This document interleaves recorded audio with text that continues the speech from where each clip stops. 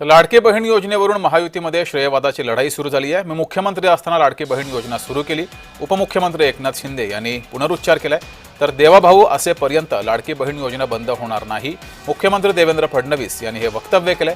तर लाडकी बहीण योजनेचं श्रेय अजित पवारांचं आहे, आमदार सुनील शेळके यांनी वक्तव्य केलंय।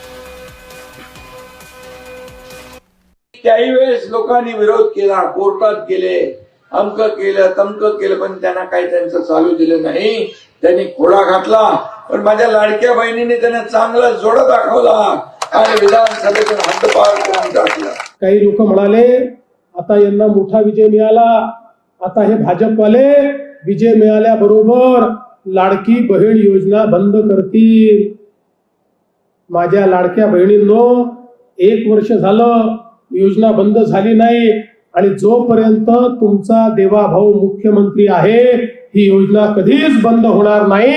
लाडकी बहीण योजना सुरूच राहील। लाडक्या बहिणीची योजना ही आणताना अजितदादांचा सिंहाचा वाटा आहे। आज ही योजना यशस्वीपणाने सुरू आहे। आदरणीय मुख्यमंत्री असतील किंवा अजितदादा असतील, हे दोन्ही नेते चांगल्या पद्धतीने त्यामध्ये काम करताना पाहतोय। परंतु खऱ्या अर्थानं राज्याची तिजोरी सांभाळायचं काम जर कोण करतं ते आदरणीय अजितदादा करतात। तर ही निवडणूक लोकशाहीचा उत्सव आहे। माझ्याकडे प्रत्येक शहरातील विकासाची ब्लूप्रिंट आहे, कुठे काय करायचं याचा माझ्याकडे आराखडा आहे। भंडाऱ्यातील प्रचार सभेत देवेंद्र फडणवीस यांनी हे आश्वासन दिलंय।